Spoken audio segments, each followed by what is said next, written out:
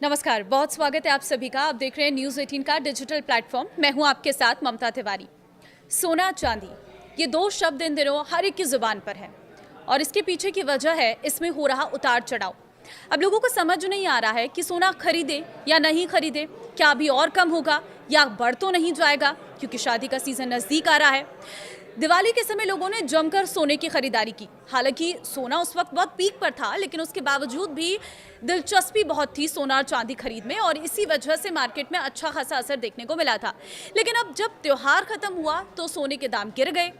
लेकिन फिर आने वाला है फेस्टिव सीजन, शादियों का सीजन, तो क्या उस समय सोना बढ़ने वाला तो नहीं है? क्या ये सही समय है? क्यों हुआ सोने में डाउनफॉल और क्या आगे और कम होगा या बढ़ेगा?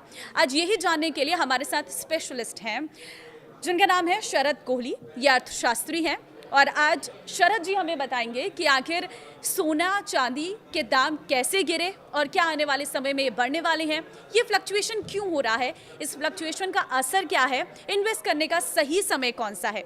बहुत धन्यवाद शरद जी हमें थैंक यू समय सो देने मच। के लिए। न्यूज़ 18 के डिजिटल के सभी फॉलोअर्स, सब्सक्राइबर्स, व्यूअर्स को मेरा अभिनंदन। शरद जी, सबसे पहला सवाल जो हर एक दर्शक के आज के मन में है, ये सोने के दाम जो कम हुए हैं, इसका हम क्या मतलब समझे? देखिए, $4381 पीक तक गया था दिवाली के आसपास। आपने हाँ। बिल्कुल ठीक कहा।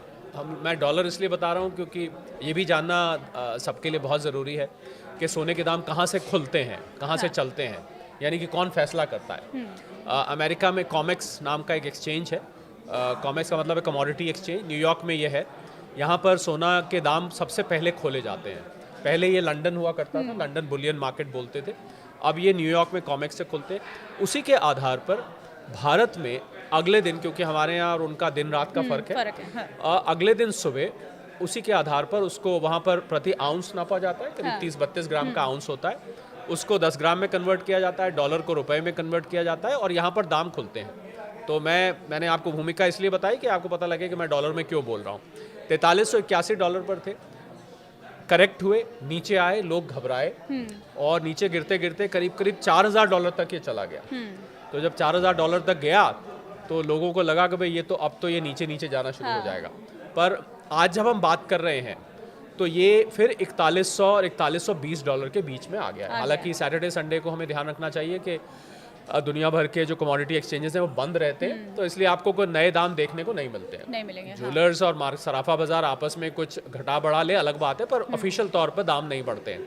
अब ज़रूरी बात यह है ममता, जो आपने बात पूछी है कि ये नीचे क्यों आए, क्योंकि लगातार पिछले कुछ हफ्तों से आप देख रहे थे कि नए नए रिकॉर्ड बना रहा था। हाँ। तो नीचे आने के कारण क्या है, ये बहुत सारे लोग इसको नहीं जानते हैं। तो मैं उन कारणों को खोल देता हूँ, मुझे लगता है उससे बिल्कुल स्पष्ट हो जाएगा। और इससे ये भी पता लग जाएगा कि आगे कैसा रहने वाला है। क्या होता है कि कमोडिटी एक्सचेंज में जब आप सोने की खरीद बेच करते हैं तो वो फिजिकल फॉर्म में नहीं होती है। हाँ। वो कॉन्ट्रैक्चुअल फॉर्म में होती है। तो भारत में भी एक कमोडिटी एक्सचेंज है जिसका नाम MCX है, मल्टी कमोडिटी एक्सचेंज। और शायद जो लोग नहीं जानते उनको ये भी मैं बताना चाहूँगा कि वहाँ पर सोना ऐसे नहीं खरीदा जाता कि मैंने आपको बेचा, आपने मुझे बेचा, कोई हमने एक ब्रिक बेच दी बार, बल्कि खाली कॉन्ट्रैक्ट्स बिकते और खरीदे जाते हैं। और इस कॉन्ट्रैक्ट की हर महीने की एक डेट पर एक्सपायरी होती है। हाँ। उस डेट तक आपको अपने कॉन्ट्रैक्ट स्क्वायर अप करने होते हैं। अब अमेरिका में कॉमेक्स में 29 अक्टूबर को ये जो मंथली कॉन्ट्रैक्ट होता है उसकी एक्सपायरी की डेट है। तो जिन लोगों ने पहले लिया था, अब देखिए आपने कोई चीज़ खरीदी और आपको लगा कि अब वो मुनाफे में आ गई है, तो आप चाहेंगे कि हम प्रॉफिट बुक कर लें और उसको बेच के अपना प्रॉफिट जेब में डाल लें। तो जिन लोगों ने पहले खरीदा था, इसको हम प्रॉफिट बुकिंग कहते हैं, यानी कि कम दाम पे आपने खरीदा और ज़्यादा दाम पर आपने उसको बेच दिया। तो जब बहुत सारे लोग बेचने आ जाते हैं तो उसको हम प्रॉफिट बुकिंग कहते हैं, जिसके कारण से कीमत नीचे आती है। पहला कारण। दूसरा और इससे भी बड़ा कारण ये है कि ये जो हाल में तेज़ी आई थी, ममता ध्यान दीजिएगा इस पर, ये तेज़ी आने का कारण था कि चाइना और अमेरिका, जो दुनिया की दो सबसे बड़ी अर्थव्यवस्था हैं, उन दोनों के बीच बहुत बड़ा ट्रेड वॉर छिड़ गया था।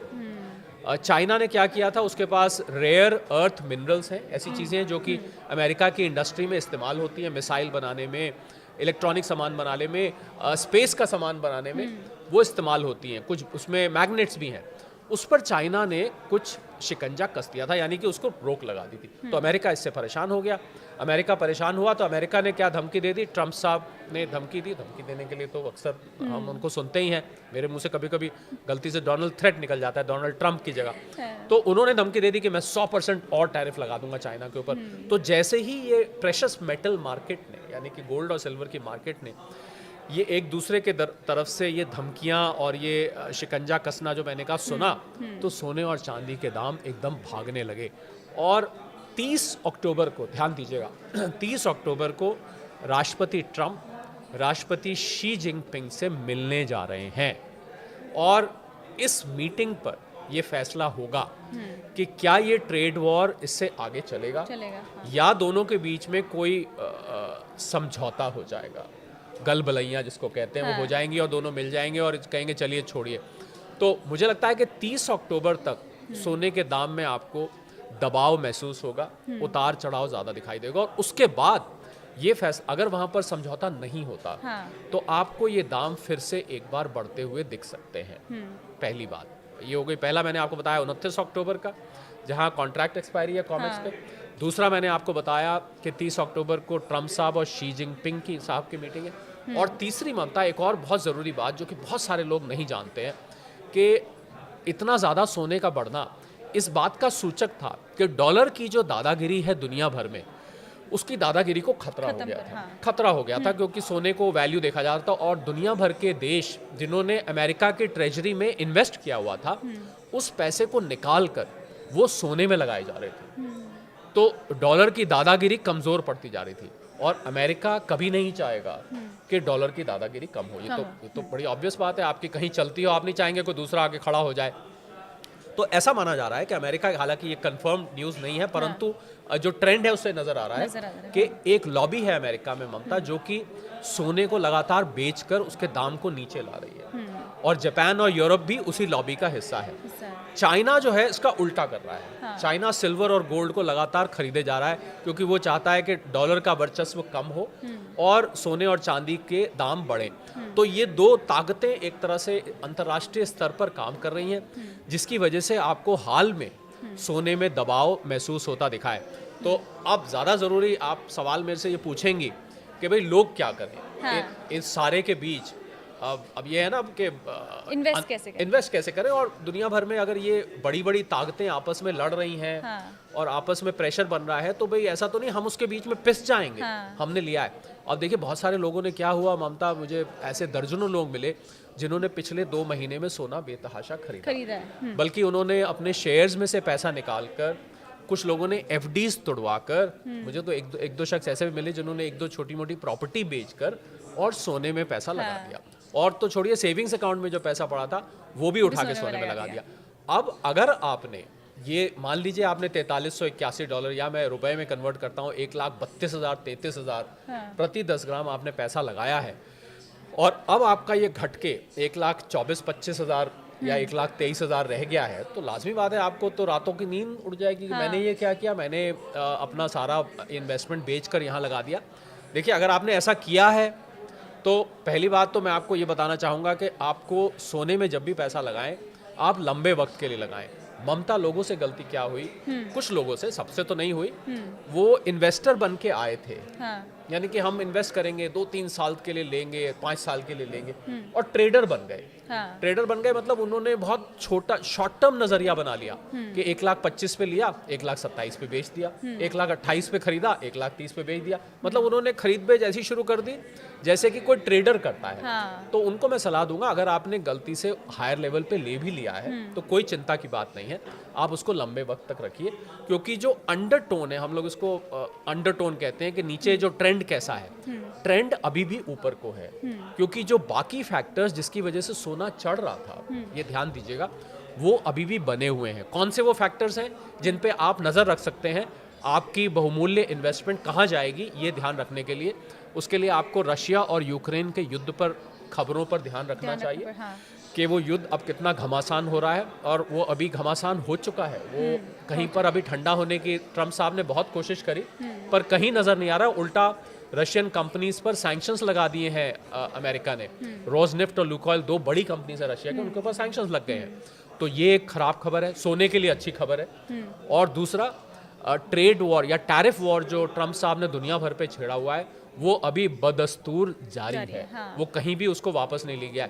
ये भी सोने को बढ़ाने में इसने बहुत योगदान दिया। मैं तो ममता हल्के फुल्के अंदाज में लोगों को कहता हूँ, जिन लोगों ने सोने में और चांदी में पैसा कमाया है पिछले कुछ महीनों में, उनको ट्रम्प साहब का धन्यवाद करना चाहिए। देखिए, वैसे तो ट्रम्प साहब का धन्यवाद ज़्यादातर भारतीय नहीं कर रहे हैं, क्योंकि उन्होंने भारत के ऊपर H1B वीज़ास पर रिस्ट्रिक्शन लगाई, उन्होंने भारत के ऊपर 50% टैरिफ लगा दिए, क्षमा करें, और भारत के चाबहार पोर्ट है ईरान में, उसके ऊपर सैंक्शन लगा दिए, अभी रशियन ऑयल पर सैंक्शन लगा दिए। लगातार भारत को वो अप्रत्यक्ष रूप से इनडायरेक्टली टारगेट कर रहे हैं। तो कोई भारतीय धन्यवाद तो नहीं करेगा, पर जिन लोगों ने सोने और चांदी में पैसा कमाया है वो लोग धन्यवाद कर सकते हैं कि उनकी वजह से कीमत बहुत बड़ी है। तो ये जो फैक्टर्स हैं कुल मिला के, ये फैक्टर्स जब तक बने हुए हैं, यानी कि ट्रेड वॉर, टैरिफ वॉर जब तक बना हुआ है, जब तक जियोपॉलिटिकल सिचुएशन, अभी तो पता लगा ममता मुझे कि अमेरिका ने वेनेजुएला पर अटैक करने की पूरी तैयारी कर ली है, चाइना और ताइवान की टेंशन फिर से बढ़ गई है। तो जब तक ये फैक्टर्स बने हुए हैं, सोना बीच में देखिए उतार चढ़ाव आपको दिखेंगे। मैं ये पहले सतर्क करना चाहता हूँ, और मैं लगातार बहुत सारे प्लेटफॉर्म से, बल्कि न्यूज़ 18 पर भी, आपके चैनल पर भी मैंने पहले ये बोला आके कि जब भी आप सोना लगाएं तो बीच बीच में करेक्शंस आएंगे। और सबसे बड़ी बात ममता, मुझे बताइए कि कोई भी चीज़ अगर लगातार सिर्फ ऊपर ही ऊपर जाती जाएगी तो फिर तो लोग क्या करेंगे, अपना सब कामकाज छोड़कर उसी में इन्वेस्ट अपने सारे पैसे सब जगह से निकाल के उसी में लगाने लग जाएंगे। फिर तो आप रातों रात जहां हाथ डालें, आज 10 में बेचें, कल 15 में 10 में खरीदे, 15 में बेच दिया, 15 में बेचा, 20 में 15 में खरीदा, फिर 20 में बेच दिया। तो ऐसे तो आप लगातार ऊपर जाते जाएंगे। तो कोई भी एसेट क्लास, शेयर्स के लिए भी यही कहा जाता है कि शेयर्स भी तो उसकी जो चाल होती है, अगर मैं उसको हाथ से बना के, क्योंकि हमारे पास यहाँ कोई बोर्ड तो नहीं है, तो ऐसे चढ़ता है, फिर ऐसे करेक्ट करता है, फिर ऐसे चढ़ता है, फिर ऐसे, तो ये हमेशा इस तरीके से चढ़ता है। और मैं इस करेक्शन को ममता, हालांकि मुझे, जिन लोगों ने अगर पैसा गवा दिया है और बेच दिया, 4381 पे आया और जब ये 4000 आया उन्होंने बेच दिया होगा तो गलती करी होगी, पर अगर बेच दिया तो मुझे उनके साथ पूरी हमदर्दी है। परंतु अगर आपने रखा हुआ है तो इसको लंबे वक्त तक रखिए। एक हेल्दी करेक्शन है, जब भी कोई एसेट इस तरीके से बढ़ता है तो उसको एक हेल्दी करेक्शन माना जाता है। लेकिन बीच में इसी में मेरा सवाल ये रहेगा कि आपको क्या लगता है, जो मार्केट में फ्लक्चुएशन हो रहा है, ये गोल्ड किस लेवल तक हाई जा सकता है और किस लेवल तक नीचे आ सकता है? देखिए, गोल्ड के बारे में फोरकास्ट करना बहुत कठिन काम है, क्योंकि गोल्ड, जैसा कि मैंने बताया, जिन फैक्टर्स पे ये डिपेंड करता है, और दुनिया भर के सेंट्रल बैंक्स ने भी बेतहाशा गोल्ड खरीदा है। तो ये फैक्टर्स ऐसे हैं कि जब तक ये फैक्टर्स बने रहेंगे चढ़ता रहेगा। अब देखिए, कब ये फैक्टर पलट जाए, अब मैं उदाहरण अक्सर दिया करता हूँ, मैं रशिया यूक्रेन की हम बात कर रहे थे अभी। अब मान लीजिए ट्रम्प, जेलेंस्की साहब और पुतिन साहब गले मिल जाए, चलो लड़ाई छोड़ो, आज से हम और आप दोस्त, ये लो अपनी टेरिटरी वापस, ऐसा कुछ हो जाए तो फिर आपको नेचुरली करेक्शन होती दिखाई देगी। पर मुझे लगता है अंडरटोन बुलिश है। मुझे, अगर गोल्ड आज 1,25,000 पे खड़ा हुआ है, मुझे यहाँ से 1.5 लाख तक भी जाता दिखता है। परंतु आप निवेश करने से पहले अपने फाइनेंशियल एडवाइजर से सलाह ले लें। मैं आपको निवेश करने की सलाह नहीं दे रहा हूँ, मैं आपको सिर्फ वो फैक्टर्स बता रहा हूँ जो कि गोल्ड की प्राइस को, सिल्वर की प्राइस को उतारते और चढ़ाते हैं। हम सभी दर्शकों को एक डिस्क्लेमर आपकी इजाज़त से देना चाहूँगा कि आप अपने फाइनेंस एडवाइजर से सलाह लेके जो भी निवेश करें, उनसे सलाह लेके करें। ये एक एनालिसिस है केवल, और केवल आपको ये गाइड करने के लिए कि क्या वो फैक्टर्स हैं जो गोल्ड और सिल्वर को ऊपर और नीचे ले जाते हैं। तो इसलिए मुझे लग रहा है कि गोल्ड अंडरटोन अभी जुए की तरह है, कुछ भी हो सकता है, कुछ भी हो सकता है। तो इन्वेस्ट करने से पहले आप सभी अपना खुद से सोचें एक बार कि क्या हमें इसमें इन्वेस्ट करना है, क्या गोल्ड परचेज करना है या गोल्ड सेल करना है। लेकिन आप गोल्ड की बात तो इधर रही, ये चांदी क्यों बढ़ रही है? चांदी तो पहले से मिडिल क्लास वालों के लिए एक ऑप्शन रहता था कि चलो सोना हमारे पहुंच में नहीं है तो हम चांदी खरीद लेते हैं, लेकिन ये अचानक से जो बेतहाशा वृद्धि हुई है चांदी में, इसके पीछे का कारण क्या मानते हैं? देखिए, सोना और चांदी वैसे तो एक साथ चलते हैं, कंधे से कंधा मिलाकर चलते हैं। हालांकि कीमतों में फ़र्क है, उसका हम प्रोपोर्शन में निकालते हैं कि कितने 1 किलो चांदी तो कितने ग्राम सोना, वो खैर मैं उस टेक्निकलिटी में मैं नहीं जाता, मैं आपकी बात का सीधा जवाब देता हूँ। चांदी का इंडस्ट्रियल यूज़ भी है ममता। चांदी आपके मोबाइल फ़ोन्स में, सोलर बैटरी में और भी बहुत सारे इलेक्ट्रॉनिक उपकरणों में चांदी का प्रयोग किया जाता है। और ऐसा माना जाता है कि चांदी की सप्लाई शॉर्ट भी है, और इसीलिए चांदी की कीमत आपको इतनी ऊपर, ऐसा माना जाता है कि 9 मिनट में जो चांदी खानों से निकाली जाती है हाँ, वो 6 मिनट में कंज्यूम भी हो जाती है, यानी कि उसका इस्तेमाल भी कर, तो इसका मतलब हमेशा एक शॉर्टेज बनी रहती है। तो चांदी, और दूसरा एक और वजह जो मैथमेटिकल है, जो शायद लोगों ने कभी ध्यान नहीं दिया होगा, कि चांदी की ट्रेडिंग जनरली किलो में की किलो जाती में है। की जाती है। अब ये बात अलग है, आपने कोई पायल खरीदनी है तो वो 10-20 ग्राम की होगी, हाँ। आपने चांदी का कड़ा खरीदना है तो 10-20, पर जनरली जो ट्रेडर्स बड़े करते हैं वो किलो में खरीदते हैं, जबकि सोने को 10 ग्राम या 100 ग्राम में ट्रेडिंग की जाती है। हाँ। तो क्योंकि वो किलो में खरीदी जाती है तो उसमें वॉलेटिलिटी, यानी कि उतार चढ़ाव और ज्यादा होता है। और ज़्यादा। क्योंकि आप सोना खरीदेंगे, मान लीजिए कोई व्यक्ति खरीद रहा है 100 ग्राम, तो वो चांदी खरीद लेगा 10 किलो। आप समझ रहे हैं कि 100 ग्राम और 10 किलो में, क्योंकि उसकी ट्रेडिंग ज़्यादा हो जाती है, वॉल्यूम बढ़ जाता है, वॉल्यूम बढ़ने से इसकी वॉलेटिलिटी बढ़ जाती है। तो जो कारण सोने को ऊपर और नीचे ले जा रहे हैं, वही कारण चांदी को भी ऊपर और नीचे ले जा रहे हैं। एक कारण उसमें और जुड़ जाता है कि जैसे जैसे चांदी की कंजम्पशन, इंडस्ट्रियल कंजम्पशन बढ़ती जाएगी, वैसे वैसे चांदी में आपको और ज़्यादा चढ़ाव। तो मुझे लगता है कि चांदी को भी अगर आप ले रहे हैं, चांदी में आपको वॉलेटिलिटी और ज़्यादा दिख सकती है। आप देखें चांदी, हम फिर डॉलर की बात करते हैं, करीब करीब $54 तक चली गई थी, 54, हाँ। फिर घट के ये करीब $46-47 तक आई। इस समय ये फिर 48 और $49 के आसपास घूम रही है, इसने भी रिकवर किया है। तो अभी सोने और चांदी की चाल आपको लगभग एक साथ चलती है, यानी कि 5-6% उसमें करेक्शन आया है और 5 से 6% इसमें करेक्शन आया है, दोनों में बराबर का करेक्शन।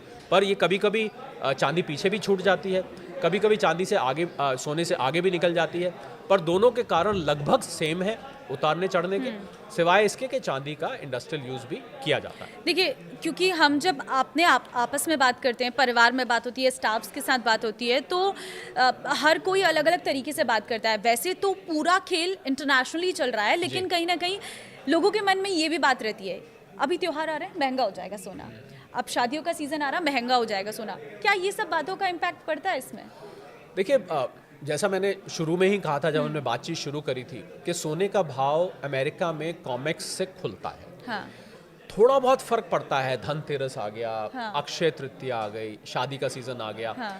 थोड़ा बहुत फर्क पड़ता है, पर इतना फर्क नहीं पड़ता कि हम कहें कि सोना शादी की वजह से महंगा हो गया। ओके। अब ऐसा नहीं होता है। हाँ। और मैं तो सलाह लगातार ये देता आ रहा हूँ, ममता, आप स्वयं महिला हैं, आप इस बात को समझ सकते हैं कि जो सोने की ऑर्नामेंटल वैल्यू है वो कभी भी नहीं जा सकती। अगर महिला को शादी में पहनना है तो उनको पहनना है। पहनना अब सवाल ये उठता है कि अगर आप 22 कैरेट का नॉर्मली सोना होता है, पहना जाता है, 24 में तो ज्वेलरी बनती नहीं है, मुड़ जाती है। हाँ, मुड़ जाती है। तो वो लोगों ने, मैंने कुछ बड़े ज्वेलर से बात हुई, उन्होंने मुझे बताया कि इस बार जो उनकी सेल हुई है धनतेरस के आसपास और दिवाली के आसपास, वहाँ पर 18 कैरेट, 14 कैरेट और 9 कैरेट का भी सोना बिका है। 9 कैरेट, हाँ। क्योंकि आपको जो अपनी डेकोरेटिव वैल्यू, तो इसीलिए मैं ये भी बोलता हूँ ममता कि अगर आपने निवेश करना है तो आप ज्वेलरी में निवेश मत करिए, आप बार्स लीजिए, कॉइन्स लीजिए, ETFs में करिए। ज्वेलरी में निवेश करके आपके मेकिंग चार्जेस कट जाते हैं, इम्प्योरिटीज़ कट जाती हैं। अब जिन लोगों ने निवेश किया हुआ है, ऐसा माना जाता है ममता कि भारतीय घरों में हाँ, 25,000 टन सोना रखा हुआ है, संदूक में, मंदिर में, हाँ। मूर्ति के पीछे, अनाज के ड्रम में, अलग अलग जगह है जहां लोग संभाल के रखते हाँ, हैं। बिल्कुल। और जो लोग लॉकर्स में, बैंक के लॉकर्स में सोना रखते हैं, उनको मैं यहाँ पर आपके कार्यक्रम के माध्यम से सावधान करना चाहता हूँ। आप रखें, मैं ये नहीं कह रहा कि बैंक के लॉकर में ना रखें, परंतु जो भी आपके बैंक का लॉकर का रेंट होता है, जो इंश्योरेंस होता है उसमें रखे सामान का, वो मात्र उसका 100 गुना होता 100 है। गुना। यानी कि अगर आपने 2,000 रुपए का आपका रेंट है तो 2 लाख रुपए तक का आपका उसमें इंश्योर्ड है, उसके अलावा आपका वो लॉस हो गया तो वो लॉस की भरपाई नहीं हो पाएगी। तो वो सोना जो आपने रखा हुआ है उसकी वैल्यू आप निकालें, उसकी वैल्यू करें। और जो नया सोना आप लेना जाना चाहते हैं, मैं तानिश के CEO हैं, उनका इंटरव्यू सुन रहा था। हाँ। उन्होंने सचिन तेंदुलकर साहब को एज एन एम्बेसडर लिया, ये बात लोगों को कन्वे करने के लिए कि आप अपना पुराना सोना निकालिए, उससे नया सोना खरीदिए, हाँ। बजाय आप पैसे से खरीद, क्योंकि पैसे से तो महंगा हो गया है, तो लोगों के रीच के बाहर है। तो पुराना सोना, बहुत सारे लोगों ने ये किया है। आप बड़े ज्वेलर से मेरी बात है, उन्होंने कहा लोग अपना सोना लेके आते थे और कुछ कैश भी ले जाते थे साथ में। मतलब मान लीजिए आप 1 किलो सोना लेकर आए, 1 किलो तो चलिए मैंने ज़्यादा, बहुत कम कस्टमर होंगे, 100 ग्राम लेकर आए, 100 ग्राम, और 100 ग्राम लेकर आए और उन्होंने अपना 10-20 ग्राम का कुछ बनवा लिया और बाकी का कैश लेके घर चले गए। ऐसा भी बहुत हुआ है। तो भारतीय घरों में सोने की कमी नहीं है। रिजर्व बैंक का ही जो इस समय भंडार है 880 टन के आसपास का है। तो अगर आपने निवेश किया है तो मेरी राय ये है कि आप उसको लंबे वक्त तक रखें। आराम से रखें और रोज़ रोज़ के उतार चढ़ाव से परेशान ना हो। लेकिन केंद्रीय बैंक क्यों रिकॉर्ड सोना कर रहा है? बहुत अच्छा सवाल है ये, बहुत टेक्निकल सवाल है ममता। ये क्या 1971 में रिचर्ड निक्सन साहब अमेरिका के प्रेसिडेंट होते थे। उससे पहले एक गोल्ड स्टैंडर्ड हुआ करता था दुनिया भर में। उसका मतलब होता था कि आपकी करेंसी की वैल्यू आपके पास जितना गोल्ड है उससे डिटरमिन की जाएगी। जितना मतलब जिसके पास भंडार है उस देश को आर्थिक रूप से उतना शक्तिशाली माना जाएगा। वो निक्सन साहब ने वो हटा दिया, उसको हम गोल्ड स्टैंडर्ड कहते थे, उसको हटा दिया गया। हटा के डॉलर की दादागिरी, डॉलर का वर्चस्व वहीं से शुरू हुआ और आज तक चलता है। ऐसा माना जा रहा है क्योंकि ट्रंप साहब की नीतियां इतनी अनिश्चितता से भरी हुई हैं कि शायद डॉलर यहाँ से फेल हो आगे जाके या कमज़ोर हो जाए और गोल्ड स्टैंडर्ड वापस आ जाए जो 1971 से पहले होता था। तो दुनिया भर के सेंट्रल बैंक्स जो कि खूब इकोनॉमिक्स को जानते हैं, दुनिया भर की अर्थव्यवस्था को जानते हैं, वो धीरे धीरे सोने का भंडार इकट्ठा करे जा रहे हैं। उनको ऐसा लग रहा है कि शायद डॉलर फेल हो जाए। तो मैं ये आपकी बात, इसी बात से जुड़ी हुई बात बोलने जा रहा हूँ कि सोने का लगातार बढ़ना इस बात का सूचक है कि दुनिया की अर्थव्यवस्था में कहीं कोई ऐसी छुपी समस्या है जो हमें और आपको नहीं दिखाई दे रही है। तो ये एक मतलब सोने का बढ़ना जहाँ एक तरफ सोने के निवेशकों के लिए अच्छा है, परंतु वैश्विक अर्थव्यवस्था के लिए ये बहुत अच्छा नहीं माना जाता। ये खतरे की घंटी माना जाता है कि कहीं ऐसा तो नहीं आर्थिक मंदी बड़ी आने वाली है या कोई ऐसा बड़ा आर्थिक संकट आने वाला है जो कि हमें अभी नहीं दिखाई दे रहा है। तो क्या ये डॉलर की बादशाहत पर भी खतरा है? बिल्कुल खतरा है। मैंने आपको बताया कि डॉलर की बादशाहत को खतरा को लेकर तो अमेरिका में कुछ लॉबी इसको बेचने, सोने को नीचे करने की कोशिश कर रहे हैं और चाइना इसको ऊंचा। बिल्कुल डॉलर की बादशाहत को खतरा तो अमेरिका जिस तरीके से अपने आप को ममता आइसोलेट कर रहा है, इसको हम प्रोटेक्शनिज्म कहते हैं कि यहाँ के लोग यहाँ पर आके काम ना करें। H1B पर रिस्ट्रिक्शन लगाई, यहाँ का सामान टैरिफ फ्री ना आए, उस पर टैरिफ बढ़ा दीजिए, कभी इमिग्रेशन को लेके क्रैकडाउन। अमेरिका अपने आप को अलग थलग कर रहा है। तो अमेरिका का अलग थलग करने का मतलब है कि दुनिया भर की अर्थव्यवस्था एकदम हिल जाएगी। ऐसा कहा जाता है ममता कि अमेरिका छींक मारता है और जुकाम दुनिया को लग जाता है। तो अमेरिका के में लागू की गई कोई भी आर्थिक नीति दुनिया भर को प्रभावित करती है। बिल्कुल अगर डॉलर यहाँ से हिलता है तो मुझे लगता है एक नए प्रकार की अर्थव्यवस्था जिसमें सोना सबसे ऊपर सामने उभर के आ सकता है। करेंसी तो नहीं बनेगा, ये तो नहीं हो सकती कि आप ब्रेड सोने के बदले में लेके आए या दूध खरीद के लाएं, परंतु एक वैल्यू का मेजर बन जाएगा, यानी कि किसी भी वैल्यू को माप तोल करने का एक आधार बन जाएगा। और दुनिया भर में सोना आप कहीं भी जाके खरीद सकते हैं, बेच सकते हैं, कोई इसमें परेशानी नहीं आती है। बिल्कुल आपने ठीक कहा, डॉलर कमजोर होता है तो सोना यहाँ से और ज़्यादा ऊपर जाएगा और ज़्यादा उसका सिग्निफिकेंस बढ़ जाएगा। तो चाइना क्यों खरीद रहा है इतना सोना? चाइना इसलिए खरीद रहा है क्योंकि चाइना भी चाहता है अंदर से कि डॉलर बहुत ज़्यादा मजबूत ना हो। चाइना तो अपनी करेंसी को युआन को बनाना चाहता था, पर युआन में तो अभी वो इतना कामयाब नहीं हुआ है कि युआन दुनिया भर की करेंसी बन जाए। उसको लग रहा है कि सोना एक ऐसी चीज़ है जो हम अपने यहाँ भंडार इकट्ठा कर लें तो डॉलर के वर्चस्व को हम चैलेंज कर सकते हैं।